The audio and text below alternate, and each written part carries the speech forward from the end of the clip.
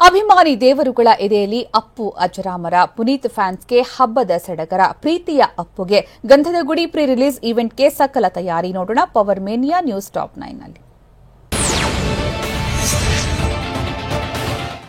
ಅಪ್ಪು ಗಂಧದ ಗುಡಿಯ ಪುನೀತ ಪರ್ವಕ್ಕೆ ಕ್ಷಣಗಣನೆ ಶುರುವಾಗಿದೆ. ಗಂಧದ ಗುಡಿ ಸಾಕ್ಷ್ಯ ಚಿತ್ರದ ಪ್ರೀ ರಿಲೀಸ್ ಈವೆಂಟ್ ಇವತ್ತು ವಿಜೃಂಭಣೆಯಿಂದ ಜರುಗಲಿದೆ. ದೊಡ್ಡಮನೆಯ ಯುವರತ್ನನ ಮೆರವಣಿಗೆಗೆ ಅಭಿಮಾನಿ ದೇವರುಗಳು ಸಕಲ ಸಿದ್ಧತೆ ಮಾಡಿಕೊಂಡಿದ್ದಾರೆ. ಪುನೀತ ಪರ್ವವನ್ನ ಯಶಸ್ವಿಗೊಳಿಸುವುದಕ್ಕೆ ಪಿಆರ್ಕೆ ಪ್ರೊಡಕ್ಷನ್ ರೆಡಿಯಾಗಿದೆ. ಇಂದು ಸಂಜೆ 6:30ಕ್ಕೆ ಅರಮನೆ ಮೈದಾನದಲ್ಲಿ ಪುನೀತ ಪರ್ವ ಕಾರ್ಯಕ್ರಮ ಅದ್ಧೂರಿಯಾಗಿ ನಡೆಯಲಿದೆ.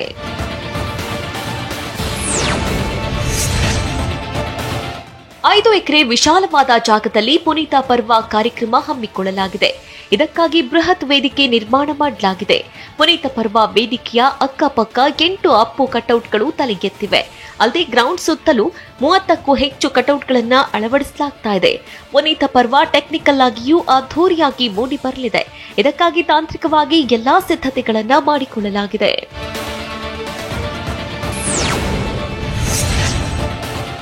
ಪುನೀತ ಪರ್ವ ಕಾರ್ಯಕ್ರಮವನ್ನ ವರ್ಣರಂಜಿತವಾಗಿಸಲು ಎಲ್ಲಾ ರೀತಿಯ ತಯಾರಿ ಮಾಡಿಕೊಳ್ಳಲಾಗಿದೆ. ಸಮಾರಂಭದಲ್ಲಿ ಸಂಗೀತ, ನೃತ್ಯ ಮೇಳೈಸಲಿದೆ. ಪುನೀತ ಪರ್ವದ ಈವೆಂಟ್ನಲ್ಲಿ ಅಪ್ಪು ಹಾಡುಗಳು ಮೊಳಗಲಿವೆ. ಆಡಿಯೋ ಹಾಗೂ ಸೌಂಡ್ ಸಿಸ್ಟಮ್ ಅನ್ನ ಎಆರ್ ರೆಹಮಾನ್ ಸ್ಟುಡಿಯೋದಲ್ಲಿ ಕೆಲಸ ಮಾಡುವ ಇಂಜಿನಿಯರ್ಗಳ ನೇತೃತ್ವದಲ್ಲಿ ಇನ್ಸ್ಟಾಲ್ ಮಾಡಲಾಗುತ್ತದೆ.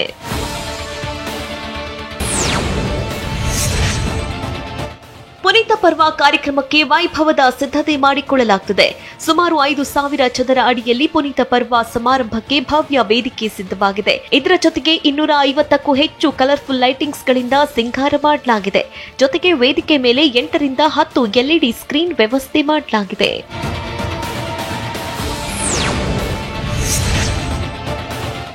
ಪುನೀತ ಪರ್ವ ಈವೆಂಟ್ನಲ್ಲಿ ಚಿತ್ರರಂಗದ ಗಣ್ಯಾತಿ ಗಣ್ಯರು ಪಾಲ್ಗೊಳ್ಳಲಿದ್ದಾರೆ. ದಕ್ಷಿಣ ಭಾರತ ಚಿತ್ರರಂಗದ ಖ್ಯಾತನಾಮರು ಭಾಗಿಯಾಗಲಿದ್ದಾರೆ. ರಮೇಶ್ ಅರವಿಂದ್, ಅನುಶ್ರೀ ನಿರೂಪಣೆ ಮಾಡಲಿದ್ದು, ಬಾಲಯ್ಯ, ಸೂರ್ಯ, ಚಿರಂಜೀವಿ, ನಾಗಾರ್ಜುನ, ಯಶ್, ರಮ್ಯಾ, ಧ್ರುವ ಸರ್ಜಾ, ಪ್ರಭುದೇವ, ದುನಿಯಾ ವಿಜಯ್ ಸೇರಿದಂತೆ ಬಹುತೇಕ ಸ್ಟಾರ್ ನಟ ನಟಿಯರು ಪುನೀತ ಪರ್ವಕ್ಕೆ ಸಾಕ್ಷಿಯಾಗಲಿದ್ದಾರೆ.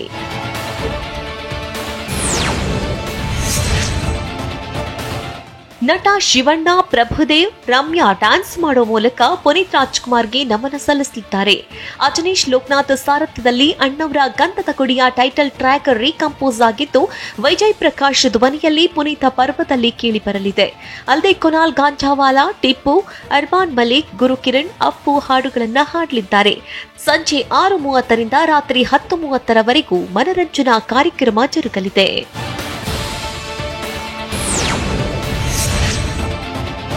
ಕಾಡಿನ ಸೌಂದರ್ಯವನ್ನ ಕಣ್ತುಂಬಿಕೊಂಡಿದ್ರು.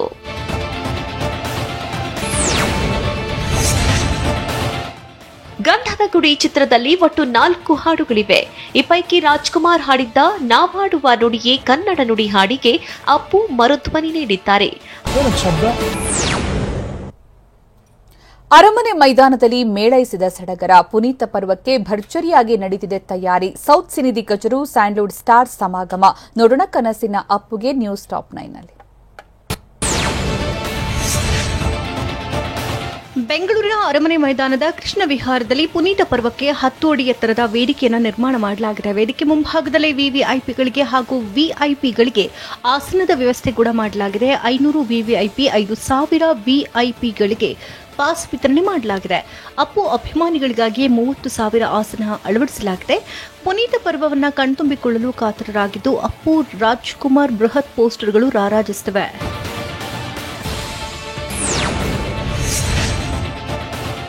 ಇಂದು ಸಂಜೆ 6 ಗಂಟೆಯಿಂದ ಪುನೀತ ಪರ್ವ ಕಾರ್ಯಕ್ರಮ ಆರಂಭ ಆಗಲಿದ್ದು, ಕಾರ್ಯಕ್ರಮದ ನಿರೂಪಣೆಯನ್ನು ರಮೇಶ್ ಅರವಿಂದ್ ಮಾಡಲಿದ್ದಾರೆ. ಸಂಗೀತ ಕಾರ್ಯಕ್ರಮದೊಂದಿಗೆ ಚಾಲನೆ ನೀಡಲಾಗುವುದು. ವಿಜಯ್ ಪ್ರಕಾಶ್, ಗುರುಕಿರಣ್, ಟಿಪ್ಪುರಿಂದ ಸಂಗೀತ ಕಾರ್ಯಕ್ರಮ ಜರುಗಲಿದೆ. ಪುನೀತ್ ಲೋಹಿತ್ನಾಗಿ ಎಂಟ್ರಿ ಕೊಟ್ಟಿದ್ದರಿಂದಾಗಿ ಮಕ್ಕಳ ನೃತ್ಯ ಕೂಡ ಇರಲಿದೆ. ಶಿವಣ್ಣ ಬಿಚ್ಚಿಡಲಿದ್ದಾರೆ. ಸಿಎಂ ಸೇರಿದಂತೆ ಅಪ್ಪು ಬಗ್ಗೆ ಸ್ಟಾರ್ಸ್ಗಳು ತಮ್ಮ ಅಭಿಪ್ರಾಯವನ್ನು ಹಂಚಿಕೊಳ್ಳಲಿದ್ದಾರೆ.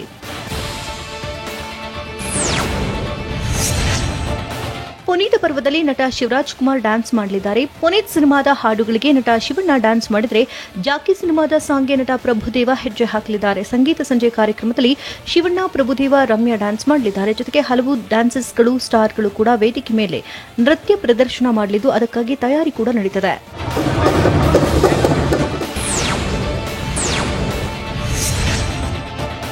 ಇನ್ನು ಕಾರ್ಯಕ್ರಮದಲ್ಲಿ ಪಾಲ್ಗೊಳ್ಳುವ ಅಭಿಮಾನಿಗಳಿಗೆ ಹಾಗೂ ಪೊಲೀಸರಿಗೆ ಲಘು ಉಪಹಾರದ ವ್ಯವಸ್ಥೆ ಕೂಡ ಮಾಡಲಾಗಿದೆ. ಸಂಜೆ 4 ಗಂಟೆಗೆ ತ್ರಿಪುರ ವಾಸಿನಲ್ಲಿ 35ರಿಂದ 40,000 ಜನರಿಗೆ ಉಪ್ಪಿಟ್ಟು, ಕೇಸರಿಬಾತ್ ಹಾಗೂ ಪೊಲೀಸ್ ಸಿಬ್ಬಂದಿಗೆ ಬಿಸಿಬೇಳೆಬಾತ್, ಮೊಸರನ್ನ, ಪಕೋಡ ವ್ಯವಸ್ಥೆ ಮಾಡಲಾಗಿದ್ದು 50 ಕೌಂಟರ್ಗಳನ್ನು ತೆರೆಯಲಾಗಿದೆ. ವಿವಿಐಪಿಗಳಿಗೆ ಪ್ರತ್ಯೇಕ ಊಟದ ಕೌಂಟರ್ ಮಾಡಲಾಗಿದೆ.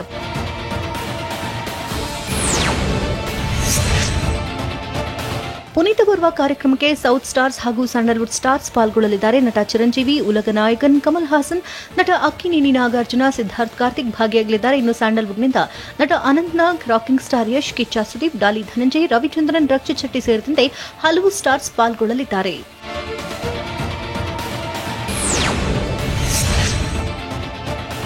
ಪುನೀತ್ ಪರ್ವ ಕಾರ್ಯಕ್ರಮಕ್ಕೆ ಅದ್ದೂರಿ ತಯಾರಿ ಮಾಡಿಕೊಳ್ಳಲಾಗಿದೆ. ಹೀಗಾಗಿ ಯುವರತ್ನನ ಸಮಾಧಿ ಸ್ಥಳಕ್ಕೆ ಭೇಟಿ ನೀಡಿ ಪತ್ನಿ ಅಶ್ವಿನಿ ವಿಶೇಷ ಪೂಜೆಯನ್ನು ಸಲ್ಲಿಸಿದರು. ಗಂಧದ ಗುಡಿ ಪ್ರೀ ರಿಲೀಸ್ ಈವೆಂಟ್ಗೂ ಮುನ್ನ ರಾಜಕುಮಾರನ ಸಮಾಧಿಗೆ ನಮಸ್ಕರಿಸಿ ಪೂಜೆ ನೆರವೇರಿಸಲಾಯಿತು.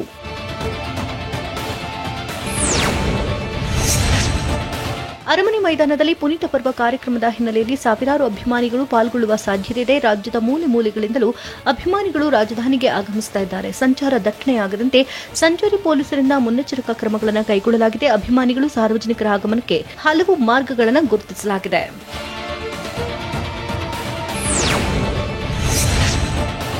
ಮೈಸೂರು ರಸ್ತೆ ಕಡೆಯಿಂದ ಬರುವಂತಹ ವಾಹನಗಳು ನಾಯಂಡಹಳ್ಳಿ ಜಂಕ್ಷನ್, ಸುಮ್ಮನಹಳ್ಳಿ ಬ್ರಿಡ್ಜ್, ರಾಜ್ಕುಮಾರ್ ಸಮಾಧಿ, ಗೊರಗುಂಟೆಪಾಳ್ಯ ಜಂಕ್ಷನ್, ಬಿಎಲ್ ಸೇತುವೆ, ಹೆಬ್ಬಾಳ್ ಸೇತುವೆ, ಮೇಕ್ರಿ ಸರ್ಕಲ್ನಿಂದ ಅರಮನೆ ಮೈದಾನಕ್ಕೆ ತಲುಪುವಂತಹ ವ್ಯವಸ್ಥೆ ಮಾಡಲಾಗಿದೆ. ತುಮಕೂರು ಕಡೆಯಿಂದ ಬರುವಂತಹ ವಾಹನಗಳು ತುಮಕೂರು ರಸ್ತೆ, ಗೊರಗುಂಟೆಪಾಳ್ಯ ಜಂಕ್ಷನ್, ಬಿಎಲ್ ಸೇತುವೆ, ಹೆಬ್ಬಾಳ ಮೇಲ್ಸೇತುವೆ ಮೂಲಕ ಅರಮನೆ ಮೈದಾನ ತಲುಪಬೇಕು. ಕರುನಾಡಲ್ಲಿ ಮಳೆ ಅಬ್ಬರ, ಅವಾಂತರಗಳ ಸುರಿಮಳೆ, ಕೆರೆಗಳ ಅಬ್ಬರ, ರಸ್ತೆ ಮಾಯ, ಸೇತುವೆಗಳು ಮುಳುಗಡೆ. ಕಲಬುರಗಿಯಲ್ಲಿ ಭೀಮಾ ಅಬ್ಬರಕ್ಕೆ ಸೇತುವೆಗಳು ಮುಳುಗಡೆ. ನೋಡೋಣ ಮಳೆ ಅವಾಂತರ ನ್ಯೂಸ್ ಟಾಪ್ 9ನಲ್ಲಿ. ಹಾವೇರಿ ಜಿಲ್ಲೆಯ ಹಾನಗಲ್ ತಾಲೂಕಿನ ಶಾಡಗೊಪ್ಪಿ ಗ್ರಾಮದಲ್ಲಿ ಮಳೆಯಿಂದಾಗಿ ಮನೆಗೋಡೆ ಕುಸಿದು ಬಿದ್ದಿದೆ. ರಾತ್ರಿ ಸುರಿದ ಮಳೆಯಿಂದಾಗಿ ಮನೆಗೋಡೆ ಕುಸಿದಿದ್ದು ಅದೃಷ್ಟವಶಾತ್ ಮನೆಯಲ್ಲಿದ್ದವರು ಅಪಾಯದಿಂದ ಪಾರಾಗಿದ್ದಾರೆ. ಪಂಚಾಕ್ಷರಿ ಪಡೆಯಪ್ಪನವರ ಅನ್ನೋರಿಗೆ ಸೇರಿದ ಮನೆ ಇದಾಗಿದ್ದು ಕೆಲವೊಂದು ಗೃಹೋಪಯೋಗಿ ವಸ್ತುಗಳಿಗೆ ಹಾನಿಯಾಗಿದೆ. ಬೆಳಗಾವಿ ಜಿಲ್ಲೆಯ ಬೈಲಹೊಂಗಲ ತಾಲೂಕಿನ ದೊಡ್ಡವಾಡ ಗ್ರಾಮದಲ್ಲಿ ಮನೆಗಳಿಗೆ ನೀರು ನುಗ್ಗಿ ಅವಾಂತರ ಸೃಷ್ಟಿಯಾಗಿದೆ. ತಡರಾತ್ರಿ ಸುರಿದ ಮಳೆಯಿಂದ ಚರಂಡಿಗಳು ಬ್ಲಾಕ್ ಆಗಿ ಮನೆಗಳಿಗೆ ನೀರು ಎಂಟ್ರಿ ಕೊಟ್ಟಿದೆ. ಮನೆಯಲ್ಲಿದ್ದ ವಸ್ತುಗಳೆಲ್ಲ ನೀರು ಪಾಲಾಗಿದ್ದು ನಿವಾಸಿಗಳು ಸಂಕಷ್ಟಕ್ಕೆ ಸಿಲುಕಿದ್ದಾರೆ. ಚರಂಡಿ ವ್ಯವಸ್ಥೆ ಸರಿಪಡಿಸದ ಗ್ರಾಮ ಪಂಚಾಯಿತಿ ವಿರುದ್ಧ ಗ್ರಾಮಸ್ಥರು ಆಕ್ರೋಶ ಹೊರಹಾಕಿದ್ರು. ರಾಮನಗರ ಜಿಲ್ಲೆಯಲ್ಲಿ ನಿರಂತರ ಮಳೆ ಹಿನ್ನೆಲೆಯಲ್ಲಿ ಮತ್ತೊಂದು ಸೇತುವೆ ಕುಸಿದು ಬಿದ್ದಿದೆ. ಮಾಗಡಿ ತಾಲೂಕಿನ ಮಂಚನಬೆಲೆ ಜಲಾಶಯದ ಮುಂಭಾಗ ಅರ್ಕಾವತಿ ನದಿಗೆ ನಿರ್ಮಿಸಿದ್ದ ಸೇತುವೆ ಕುಸಿದಿದ್ದು ಹಲವು ಗ್ರಾಮಗಳ ಸಂಪರ್ಕವೇ ಕಡಿತಗೊಂಡಿದೆ. ನಿನ್ನೆ ರಾತ್ರಿ ಬ್ರಿಡ್ಜ್ ಕುಸಿತವಾಗಿದ್ದು ಗ್ರಾಮಸ್ಥರು ಪರದಾಡಿದ್ದಾರೆ. ದಾವಣಗೆರೆ ಜಿಲ್ಲೆಯ ಜಗಳೂರು ಪಟ್ಟಣದ ರಿಂಗ್ ರಸ್ತೆಯಲ್ಲಿರುವ ಮನೆಗಳಿಗೆ ನೀರು ನುಗ್ಗಿದೆ. ಕೆರೆ ಕೋಡಿ ಬಿದ್ದು ನೀರೆಲ್ಲ ರಾಜಕಾಲುವೆ ಸೇರ್ತಿದೆ. ರಾಜಕಾಲುವೆ ತುಂಬಿ ಹರಿದು 30ಕ್ಕೂ ಹೆಚ್ಚು ಮನೆಗಳಿಗೆ ನೀರು ನುಗ್ಗಿದೆ. ಬೆಳಗ್ಗೆಯಿಂದ ಜಗಳೂರು ಕೆರೆ, ಮಾಚಿಕೆರೆ ಸೇರಿದಂತೆ ಹಲವಾರು ಕೆರೆಗಳ ನೀರು ರಾಜಕಾಲುವೆಗಳಿಗೆ ಸೇರ್ತಾ ಇದೆ. ಹೀಗಾಗಿ ಅನಾಹುತ ಸಂಭವಿಸಿದೆ. ಒಂದೊಂದೇ ಮನೆಗಳಿಗೆ ನೀರು ನುಗ್ಗಿ ಬರ್ತಾ ಇದ್ದು ಜನರು ಆತಂಕಗೊಂಡು ಮನೆಗಳನ್ನು ಬಿಟ್ಟು ಬೇರೆ ಕಡೆಗೆ ತೆರಳುತ್ತಿದ್ದಾರೆ. ಗದಗ ಜಿಲ್ಲೆಯಲ್ಲಿ ನೋಡುತ್ತಲೇ ಮಣ್ಣಿನ ಮನೆಯೊಂದು ಧರೆಗುರುಳಿದೆ. ಗದಗ ತಾಲೂಕಿನ ಬೆಂತೂರು ಗ್ರಾಮದಲ್ಲಿ ಘಟನೆ ಸಂಭವಿಸಿದೆ. ನಿರಂತರ ಮಳೆಯಿಂದಾಗಿ ಮಣ್ಣಿನ ಮನೆ ಕುಸಿತಗೊಂಡಿತ್ತು. ಮನೆ ಕುಸಿಯುವ ಭೀತಿಯಿಂದ ರಾಮಪ್ಪ ಪೂಜಾರಿ ಕುಟುಂಬ ವಾರದ ಹಿಂದೆಯೇ ಮನೆ ಖಾಲಿ ಮಾಡಿತ್ತು. ಇದೀಗ ಮನೆ ಕುಸಿದು ಬಿದ್ದಿದ್ದು ಮನೆ ಕುಸಿದು ಬೀಳುವ ದೃಶ್ಯ ಸ್ಥಳೀಯರ ಮೊಬೈಲ್ನಲ್ಲಿ ಸೆರೆಯಾಗಿದೆ. ಬೆಂಗಳೂರಲ್ಲೂ ವರುಣ ಭಾರೀ ಅವಾಂತರವನ್ನೇ ಸೃಷ್ಟಿಸಿದ್ದಾನೆ. ಮಡಿವಾಳ ಕೆರೆ ಕೋಡಿಬಿದ್ದು ಅವಾಂತರವೇ ಸೃಷ್ಟಿಯಾಗಿದೆ. ಕೆರೆ ನೀರು ರಸ್ತೆ ತಗ್ಗು ಪ್ರದೇಶಗಳಿಗೆ ದಾಂಗುಡಿ ಇಡ್ತಾ ಇದೆ. ಕೇಂದ್ರೀಯ ರೇಷ್ಮೆ ಮಂಡಳಿಗೆ ಕೆರೆ ನೀರು ನುಗ್ಗಿದೆ. ಬೋರ್ಡ್ ಬೇಸ್ಮೆಂಟ್ ಸಂಪೂರ್ಣ ಜಲಾವೃತವಾಗಿದ್ದು 2 ದಿನಗಳಿಂದ ನೀರು ಹೊರಹಾಕಲು ಸಿಬ್ಬಂದಿ ಹರಸಾಹಸ ಪಡುತ್ತಿದ್ದಾರೆ. ಒಂದ್ ಕಡೆ ಮಡಿವಾಳ ಕೆರೆ ಕೋಡಿಬಿದ್ದು ಅವಾಂತರಕ್ಕೆ ಕಾರಣವಾಗಿದ್ರೆ ಮತ್ತೊಂದು ಕಡೆ ರಾಜಕಾಲುವೆಯಲ್ಲಿ ಜನ ಮೀನು ಹಿಡಿಯಲು ಮುಗಿಬಿದ್ದಿದ್ದಾರೆ. ಕೆರೆ ಕೋಡಿಬಿದ್ದ ಪರಿಣಾಮ ಸಿಲ್ಕ್ ಬೋರ್ಡ್ ಜಂಕ್ಷನ್ ಬಳಿಯ ರಾಜಕಾಲುವೆಯಲ್ಲಿ ನೀರು ರಭಸವಾಗಿ ಹರಿತಾ ಇದೆ. ಕೆರೆ ನೀರಲ್ಲಿ ಮೀನುಗಳು ಕೊಚ್ಚಿ ಬರ್ತಾ ಇದ್ದು ಜನ ಬಲೆ ಹಾಕಿ ಮೀನು ಹಿಡಿಯುತ್ತಿದ್ದಾರೆ. ಬೆಂಗಳೂರಲ್ಲಿ ಮಡಿವಾಳ ಕೆರೆ ಕೋಡಿಬಿದ್ದು ಭಾರೀ ಅನಾಹುತವಾಗಿದೆ. ಕೆರೆ ಕೋಡಿ ಒಡೆದ ಕಾರಣ ಬಿಟಿಎಂ ಲೇಔಟ್ನಲ್ಲಿ ಅಪಾರ್ಟ್ಮೆಂಟ್ಗೆ ಕೆರೆ ನೀರು ನುಗ್ಗಿ ಅವಾಂತರವಾಗಿದೆ. ಬಿಟಿಎಂ ಲೇಔಟ್ನ ತಾಲಸ ಸೂಟ್ಸ್ ಅಪಾರ್ಟ್ಮೆಂಟ್ಗೆ ನೀರು ನುಗ್ಗಿದ್ದು ನಿವಾಸಿಗಳು ಜಲದಿಗ್ಬಂಧನದಲ್ಲಿದ್ದಾರೆ. ಅಪಾರ್ಟ್ಮೆಂಟ್ ಬೇಸ್ಮೆಂಟ್ ಸಂಪೂರ್ಣ ಜಲಾವೃತಗೊಂಡಿದ್ದು ಬೇಸ್ಮೆಂಟ್ನಲ್ಲಿದ್ದ 4 ಐಷಾರಾಮಿ ಕಾರು ಮತ್ತು 10 ಬೈಕ್ಗಳು ಮುಳುಗಡೆಯಾಗಿವೆ. ಹಾವೇರಿ ಜಿಲ್ಲೆಯ ಹಾನಗಲ್ ಪಟ್ಟಣದಲ್ಲಿ ಮಳೆರಾಯ ಅಬ್ಬರಿಸಿ ಬೊಬ್ಬೆಳೆದಿದ್ದಾನೆ. ಗುಡುಗು ಮಿಂಚು ಸಮೇತ ಸುರಿದ ಧಾರಾಕಾರ ಮಳೆಗೆ ಜನಜೀವನ ಅಸ್ತವ್ಯಸ್ತಗೊಂಡಿದೆ. ಚರಂಡಿ ತುಂಬಿಕೊಂಡು ರಸ್ತೆಗಳ ಮೇಲೆ ಭರಪೂರ ನೀರು ಹರಿದಿದೆ. ಪಟ್ಟಣದ ಕುಲಬಾವಿ ಸಮೀಪದಲ್ಲಿನ ರಸ್ತೆಗಳು ಕೆರೆಯಂತಾಗಿವೆ. ಕೆಲವು ಗ್ಯಾರೇಜ್ ಮತ್ತು ಅಂಗಡಿಗಳಿಗೂ ನೀರು ನುಗ್ಗಿ ಜನರನ್ನ ಹೈರಾಣಾಗಿಸಿದೆ. ನೀರು ಹೊರಹಾಕಲು ಜನ ಹರಸಾಹಸ ಪಟ್ಟರು. ಕರುನಾಡಿಗೆ ಹವಾಮಾನ ಇಲಾಖೆ ಕೊಟ್ಟ ಎಚ್ಚರಿಕೆ ಏನು? ನೀರಲ್ಲಿ ಕೊಚ್ಚಿ ಹೋಗ್ತಾ ಇದ್ದ ಯುವಕ ಜಸ್ಟ್ ಮಿಸ್ ಆಗಿದ್ದು ಹೇಗೆ? ಬೆಂಗಳೂರಲ್ಲೂ ಕೆರೆ ಕೋಡಿ ಬಿದ್ದು ಆದ ಅವಾಂತರಗಳೇನು ನೋಡೋಣ ವರುಣಾರ್ ಭಟ ನ್ಯೂಸ್ ಟಾಪ್ 9 ನಲ್ಲಿ. ಕರ್ನಾಟಕದಲ್ಲಿ ರಣಮಳೆ ಮುಂದುವರೆದಿದೆ. 2-3 ದಿನ ಬಿಡುವು ಕೊಟ್ಟು ಅಬ್ಬರಿಸಿರುವಂತಹ ಮಳೆ ಭಾರಿ ಅವಾಂತರವನ್ನೇ ಸೃಷ್ಟಿ ಮಾಡಿದೆ. ಸೂರುಗಳಿಗೂ ಮಳೆ ಸಂಕಷ್ಟ ತಂದೊಡ್ಡಿದೆ. ನದಿ ಹಳ್ಳಕೊಳ್ಳಗಳು ರೌದ್ರಾವತಾರ ತಾಳಿವೆ. ಎಲ್ಲೆಲ್ಲೂ ಪ್ರವಾಹದ ಭೀತಿ ಶುರುವಾಗಿದೆ. ರಾಜ್ಯದಲ್ಲಿ ಇನ್ನು 2-3 ದಿನಗಳ ಕಾಲ ಗುಡುಗು ಸಹಿತ ಮಳೆ ಅಬ್ಬರಿಸಲಿದೆ ಅಂತ ಹವಾಮಾನ ಇಲಾಖೆ ಎಚ್ಚರಿಕೆ ಕೊಟ್ಟಿದೆ. ಕಲಬುರಗಿ ಜಿಲ್ಲೆಗೆ ಮಹಾಕಂಟಕ ಎದುರಾಗಿದೆ. ಭೀಮಾ ನದಿ ತೀರದಲ್ಲಿ ಪ್ರವಾಹ ಭೀತಿ ಕಾಡುತ್ತಿದೆ. ಮಹಾರಾಷ್ಟ್ರದಲ್ಲಿ ಭಾರಿ ಮಳೆ ಹಿನ್ನೆಲೆಯಲ್ಲಿ ವೀರ ಉಜಿನಿ ಡ್ಯಾಂನಿಂದ 1.5 ಲಕ್ಷ ಕ್ಯೂಸೆಕ್ ನೀರು ಭೀಮಾ ನದಿಗೆ ಬಿಡಲಾಗಿದೆ. ಪರಿಣಾಮ ಭೀಮಾ ನದಿ ಉಗ್ರ ರೂಪ ತಾಳಿದೆ. ಅಫಜಲ್ಪುರ ತಾಲೂಕಿನ ಗಾಣಗಾಪುರ ಹಾಗೂ ಗತ್ತರ್ಗಿ ಸೇತುವೆಗಳು ಜಲಾವೃತವಾಗಿವೆ. ಅಫಜಲ್ಪುರ ಹಾಗೂ ವಿಜಯಪುರಕ್ಕೆ ಸಂಪರ್ಕ ಕಡಿತವಾಗಿದೆ. ವಾಹನ ಸವಾರರು ಪರದಾಡುವಂತಾಗಿದೆ. ಕಲಬುರಗಿಯಲ್ಲಿ ಭೀಮಾ ನದಿ ಮೈದುಂಬಿ ಹರಿತಿದೆ. ಭೀಮಾ ತೀರದಲ್ಲಿ ಮತ್ತೆ ಪ್ರವಾಹ ಭೀತಿ ಕಾಡುತ್ತಿದೆ. ಅಫಜಲ್ಪುರ ತಾಲೂಕಿನ ಮಣ್ಣೂರು ಗ್ರಾಮದಲ್ಲಿರುವಂತಹ ಸುಪ್ರಸಿದ್ಧ ಯಲ್ಲಮ್ಮ ದೇಗುಲಕ್ಕೆ ಜಲ ದಿಗ್ಬಂಧನವಾಗಿದೆ. ದೇಗುಲಕ್ಕೆ ಸಂಪರ್ಕ ಕಲ್ಪಿಸುವ ಸೇತುವೆ ಜಲಾವೃತವಾಗಿದೆ. ನೀರು ರಭಸವಾಗಿ ಹರಿತಿದ್ದು ಇಡೀ ದೇಗುಲ ದ್ವೀಪದಂತಾಗಿದೆ. ತುಮಕೂರು ಜಿಲ್ಲೆಯಲ್ಲಿ ಭಾರೀ ಮಳೆಗೆ ಕೆರೆಗಳು ಕೂಡಿ ಬಿದ್ದಿವೆ. ಕೆರೆಗಳೇ ಮೃತ್ಯು ಕೂಪುಗಳಾಗಿ ಕಾಡತೊಡಗಿವೆ. ರಾತ್ರಿ ಸುರಿದಂತಹ ಮಳೆಗೆ ಚಿಕ್ಕನಾಯಕನಹಳ್ಳಿ ತಾಲೂಕಿನ ತಿಮ್ಲಾಪುರದಲ್ಲಿ ಕೆರೆ ಕೂಡಿ ಬಿದ್ದಿದೆ. ಕೆರೆ ನೀರು ರಭಸವಾಗಿ ಹರಿತಾ ಇದ್ದು ಸುರಗೊಂಡನಹಳ್ಳಿ ಬಳಿ ರಸ್ತೆ ಸಂಚಾರ ಸ್ಥಗಿತವಾಗಿದೆ. ಇದೇ ರಸ್ತೆಯಲ್ಲಿ ಬೈಕ್ನಲ್ಲಿ ಹೋಗುತ್ತಿದ್ದ ಯುವಕ ನೀರಿನ ಸೆಳೆತಕ್ಕೆ ಸಿಲುಕಿದ್ದಾನೆ. ಕೂಡಲೇ ಇಬ್ಬರು ಸ್ಥಳೀಯರು ಆತನನ್ನು ರಕ್ಷಿಸಿದ್ದಾರೆ. ಅದೃಷ್ಟವಶಾತ್ ಇದೇ ವೇಳೆ ಟ್ರ್ಯಾಕ್ಟರ್ ಒಂದು ಇದೇ ಮಾರ್ಗದಲ್ಲಿ ಬಂದಿದ್ದು ಯುವಕ ಟ್ರ್ಯಾಕ್ಟರ್ ಹಿಡಿದು ಪಾರಾಗಿದ್ದಾನೆ.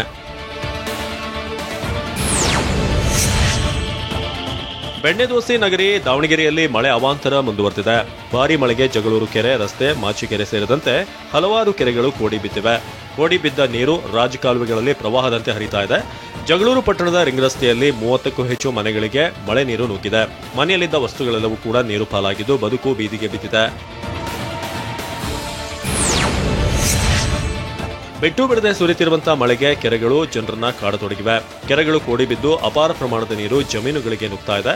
4 ದಶಕಗಳ ಬಳಿಕ ಜಗಳೂರು ತಾಲೂಕಿನ ಹೊಸಕೆರೆ ಗ್ರಾಮದ ಕೆರೆಗೆ ಕೋಡಿ ಬಿದ್ದಿದೆ. ಕೋಡಿ ಬಿದ್ದ ಕೆರೆ ಕಂಡು ಜನ ಸಂಭ್ರಮಿಸ್ತಾ ಇದ್ದಾರೆ. ಅರಮನೆ ನಗರಿ ಮೈಸೂರಿನಲ್ಲಿ ಮಳೆ ಭಾರಿ ಅವಾಂತರವನ್ನೇ ಸೃಷ್ಟಿ ಮಾಡಿದೆ. ಮೈಸೂರಿನಲ್ಲಿ ಮಳೆ ನಿಂತರೂ ಕೂಡ ಅನಾಹುತಗಳು ನಿಲ್ಲದಾಗಿದೆ. ನಂಜನಗೂಡು ತಾಲೂಕಿನ ಗ್ರಾಮ ಕೆಂಪಿಸಿದ್ದನಹುಂಡಿ ಗ್ರಾಮದಲ್ಲಿ 2 ಮನೆಗಳು ಧರೆಗುರುಳಿವೆ. ನಿರಂತರ ಮಳೆಯಿಂದಾಗಿ ಮಾದೇವ ಶೆಟ್ಟಿ, ಶಿವಮ್ಮ ಎನ್ನುವರ ಮನೆ ಕುಸಿದಿದ್ದು ಸೂಕ್ತ ಪರಿಹಾರ ನೀಡುವಂತೆ ಆಗ್ರಹಿಸಿದ್ದಾರೆ. ಗ್ರಾಮ ಪಂಚಾಯಿತಿ ಅಧಿಕಾರಿಗಳು ಸ್ಥಳಕ್ಕೆ ಭೇಟಿ ನೀಡಿ ಪರಿಶೀಲನೆ ನಡೆಸಿದ್ದು ಪರಿಹಾರದ ಭರವಸೆ ನೀಡಿದ್ದಾರೆ. ಮೈಸೂರಿನಲ್ಲಿ ಮಳೆ ಅವಾಂತರಕ್ಕೆ ಜನ ಬೆಚ್ಚಿ ಬಿದ್ದಿದ್ದಾರೆ. ರಾತ್ರಿ ವಾಹನಗಳನ್ನ ಮನೆ ಮುಂದೆ ಪಾರ್ಕ್ ಮಾಡಿದ ಮಾಲೀಕರಿಗೆ ಬೆಳಗ್ಗೆ ಶಾಕ್ ಆದಿತ್ತು. ಮಳೆಗೆ ಶಿಥಿಲಗೊಂಡಿದ್ದಂತ ಖಾಸಗಿ ಕಂಪನಿ ಗೋಡೆ ಕುಸಿದು ಮನೆ ಮುಂದೆ ನಿಲ್ಲಿಸಿದ್ದ ಕಾರು ಜಖಮಾಗಿದೆ. ವಿಜಯ್ ಎನ್ನುವರಿಗೆ ಸೇರಿದ ಮಾರುತಿ ಬೊಲೆರೋ ಕಾರು ಜಖಂಗೊಂಡಿದೆ. ನಜರಾಬಾದ್ ಪೊಲೀಸ್ ಠಾಣಾ ವ್ಯಾಪ್ತಿಯ ವಿದ್ಯಾನಗರ 4ನೇ ಕ್ರಾಸ್ನಲ್ಲಿ ಈ ಘಟನೆ ನಡೆದಿದೆ. ಕಳೆದ 10 ದಿನಗಳಿಂದ ಬೆಂಗಳೂರಿನಲ್ಲಿ ಬಿಟ್ಟು ಬಿಟ್ಟು ಮಳೆ ಸುರಿಯುತ್ತಿದೆ. ವರುಣಾರ್ ಭಟ ಸಾಕಷ್ಟು ಅವಾಂತರಗಳನ್ನೇ ಸೃಷ್ಟಿ ಮಾಡಿದೆ. ಏರಿಯಾಗಳೇ ಜಲಾವೃತವಾಗುವಂತೆ ಮಾಡಿದೆ. ನಿನ್ನೆ ಬಿಡುವು ಕೊಟ್ಟಿದ್ದಂತ ಮಳೆ ಮತ್ತೆ ಮುಂದುವರಿಯಲಿದೆ. ಹವಾಮಾನ ಇಲಾಖೆ ಈ ಬಗ್ಗೆ ಮುನ್ಸೂಚನೆ ಕೊಟ್ಟಿದೆ. ರಾಜಧಾನಿ ಬೆಂಗಳೂರಿನಲ್ಲಿ ಇನ್ನೂ 2 ದಿನ ಭಾರೀ ಮಳೆಯಾಗಲಿದೆ ಎಂದು ಹವಾಮಾನ ಇಲಾಖೆ ಮುನ್ಸೂಚನೆ ಕೊಟ್ಟಿದೆ. ಗದಗ್ನಲ್ಲಿ ವ್ಯಕ್ತಿಯನ್ನ ಕೂಡಿ ಹಾಕಿದ್ದೇಕೆ ಗ್ರಾಮಸ್ಥರು? ಕೋಲಾರದಲ್ಲಿ ಮನೆಗೆ ನುಗ್ಗಿದ ನಾಗರಾಜ. ಬೆಳಗಾವಿಯಲ್ಲಿ ಅನ್ನದಾತರ ಹೋರಾಟ ಶುರು. ನೋಡೋಣ ಕರ್ನಾಟಕ ನ್ಯೂಸ್ ಟಾಪ್ 9 ನಲ್ಲಿ. ಗದಗ ಜಿಲ್ಲೆಯ ಗಜೇಂದ್ರಗಡದಲ್ಲಿ ಮಕ್ಕಳ ಕಳ್ಳ ಅಂತ ಅನುಮಾನಿಸಿ ವ್ಯಕ್ತಿಯನ್ನ ಗ್ರಾಮಸ್ಥರು ಸೆರೆ ಹಿಡಿದಿದ್ರು. ದುರ್ಗಮ್ಮ ದೇವಸ್ಥಾನದ ಬಳಿ ವ್ಯಕ್ತಿಯ ಕೈಕಟ್ಟಿ ಕೂರಿಸಲಾಗಿತ್ತು. ವದಂತಿ ಹಬ್ಬುತ್ತಿದ್ದಂತೆ ನೂರಾರು ಜನರು ಜಮಾಯಿಸಿದ್ರು. ಅಷ್ಟೇ ಅಲ್ಲ, ಸ್ಥಳಕ್ಕೆ ಗಜೇಂದ್ರಗಡ ಪೊಲೀಸರು ಭೇಟಿ ನೀಡಿ ಪರಿಶೀಲಿಸಿದ್ರು. ಆಗ ಗ್ರಾಮಸ್ಥರು ಆ ವ್ಯಕ್ತಿಯನ್ನ ಪೊಲೀಸರಿಗೊಪ್ಪಿಸಿದ್ರು.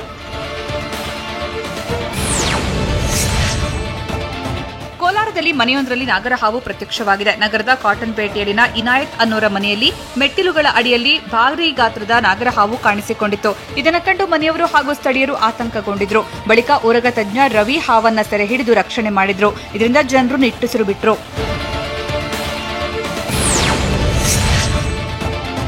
ಚಿತ್ರದುರ್ಗದ ಮುರುಘಾ ಶ್ರೀಗಳ ನ್ಯಾಯಾಂಗ ಬಂಧನದ ಅವಧಿಯನ್ನು ವಿಸ್ತರಣೆ ಮಾಡಲಾಗಿದೆ. ನವೆಂಬರ್ 3ರವರೆಗೆ ನ್ಯಾಯಾಂಗ ಬಂಧನಕ್ಕೊಪ್ಪಿಸಿ ಚಿತ್ರದುರ್ಗ 2ನೇ ಅಪರ ಮತ್ತು ಸತ್ರ ನ್ಯಾಯಾಲಯ ಆದೇಶ ಹೊರಡಿಸಿದೆ. 2ನೇ ಆರೋಪಿ ಲೇಡಿ ವಾರ್ಡನ್ಗೂ ನವೆಂಬರ್ 3ರವರೆಗೆ ನ್ಯಾಯಾಂಗ ಬಂಧನ ಅವಧಿ ವಿಸ್ತರಿಸಲಾಗಿದೆ. ಪ್ರಸಕ್ತ ಕಬ್ಬಿನ ಹಂಗಾಮಿನಲ್ಲಿ ಪ್ರತಿ ಟನ್ ಕಬ್ಬಿಗೆ 5,500 ರೂಪಾಯಿ ನೀಡುವಂತೆ ಆಗ್ರಹಿಸಿ ಬೆಳಗಾವಿಯಲ್ಲಿ ರೈತ ಸಂಘಟನೆಗಳು ಪ್ರತಿಭಟನೆ ನಡೆಸಿದವು. ಬೆಳಗಾವಿ ಸುವರ್ಣಸೌಧಕ್ಕೆ ಮುತ್ತಿಗೆ ಹಾಕಲು ನಿರ್ಧರಿಸಿದರು. ಹೀಗಾಗಿ ಹತ್ತರಗಿ ಟೋಲ್ ಬಳಿಯೇ ರೈತರನ್ನ ಪೊಲೀಸರು ತಡೆದರು. ಹೀಗಾಗಿ ರಾಷ್ಟ್ರೀಯ ಹೆದ್ದಾರಿ 4ರಲ್ಲಿ ರಸ್ತೆ ತಡೆ ನಡೆಸಿ ಪ್ರತಿಭಟನೆಗೆ ಮುಂದಾದರು. ಸರ್ಕಾರದ ವಿರುದ್ಧ ಧಿಕ್ಕಾರ ಕೂಗಿ ಆಕ್ರೋಶ ಹೊರಹಾಕಿದರು.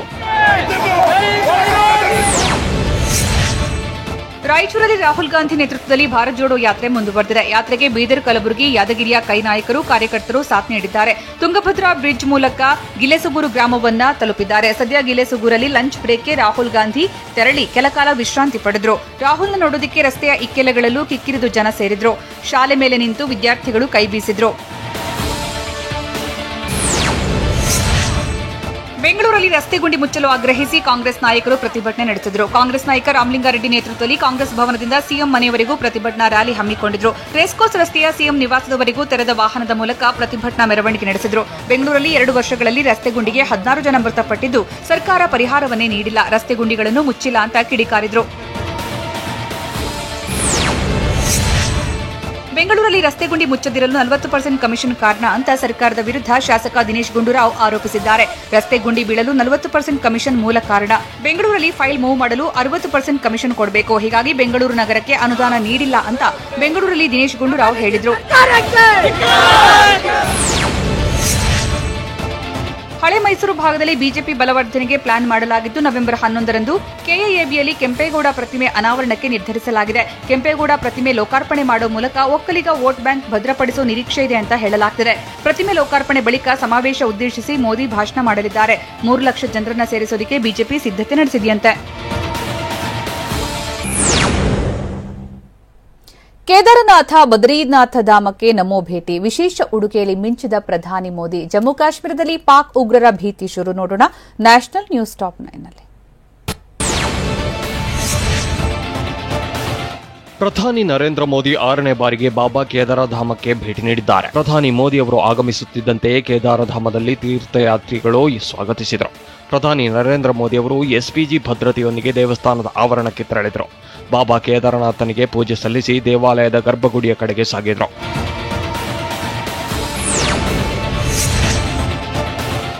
ಪ್ರಧಾನಿ ನರೇಂದ್ರ ಮೋದಿ ಈ ಬಾರಿಯೂ ಕೇದಾರನಾಥ ಧಾಮದಲ್ಲಿ ವಿಶೇಷ ಉಡುಪಿನಲ್ಲಿ ಕಾಣಿಸಿಕೊಂಡಿದ್ದಾರೆ. ಮೋದಿ ಅವರ ಉಡುಪು ಎಲ್ಲರ ಗಮನ ಸೆಳೆದಿದೆ. ಹಿಮಾಚಲದ ವಿಶೇಷ ಉಡುಪಾಗಿರುವ ಚೋಲಾ ಡೋರಾ ಧರಿಸಿ ಪ್ರಧಾನಿ ಮೋದಿ ಕೇದಾರನಾಥ ದರ್ಶನ ಪಡೆದಿದ್ದಾರೆ. ದೇವಸ್ಥಾನದಿಂದ ಹೊರಬಂದ ಬಳಿಕ ಸಾರ್ವಜನಿಕರ ಶುಭಾಶಯಗಳನ್ನು ಸ್ವೀಕರಿಸಿದರು.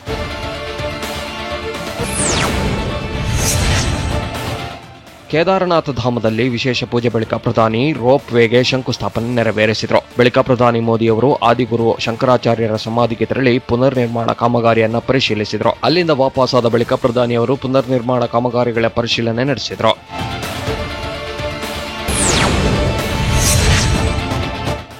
ಕೇದಾರನಾಥ ಧಾಮಕ್ಕೆ ಕನೆಕ್ಟ್ ಮಾಡುವ ಸುಮಾರು 946 ಕೋಟಿ ವೆಚ್ಚದಲ್ಲಿ ನಿರ್ಮಿಸಲಿರುವ ಸೋನ್ ಪ್ರಯಾಗ ಕೇದಾರನಾಥ ರೋಪ್ವೇಗೆ ಪ್ರಧಾನಿ ಮೋದಿ ಶಂಕುಸ್ಥಾಪನೆ ನೆರವೇರಿಸಿದರು.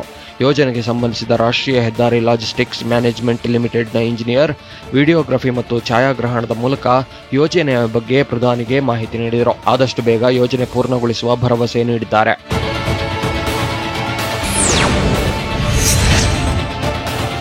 ಪ್ರಧಾನಿ ಮೋದಿ ಶೀಘ್ರದಲ್ಲೇ ಬದ್ರಿನಾಥ ಧಾಮಕ್ಕೆ ತೆರಳಲಿದ್ದಾರೆ. ಮೋದಿ ಅವರ ಆಗಮನದಿಂದ ಬದ್ರಿನಾಥ ಧಾಮದಲ್ಲಿ ಸಂಚಲನ ಮೂಡಿದೆ. ಪ್ರಧಾನಿ ಮೋದಿ ಅವರು ಸಾಕೇತ್ ಚೌಕ್ನಿಂದ ಬದ್ರಿನಾಥ ಧಾಮ್ಗೆ ಭೇಟಿ ನೀಡುವ ಕಾರಣ ಅದನ್ನು ಶೂನ್ಯ ವಲಯವಾಗಿ ಪರಿವರ್ತಿಸಲಾಗಿದೆ. ಯಾತ್ರಾರ್ಥಿಗಳ ದೇವಸ್ಥಾನ ಪ್ರವೇಶಕ್ಕೆ ಅವಕಾಶ ನೀಡುತ್ತಿಲ್ಲ. ಸಾಕೇತ್ ಚೌಕ್ನಲ್ಲೇ ಬಿಗಿ ಭದ್ರತೆ ಏರ್ಪಡಿಸಲಾಗಿದೆ.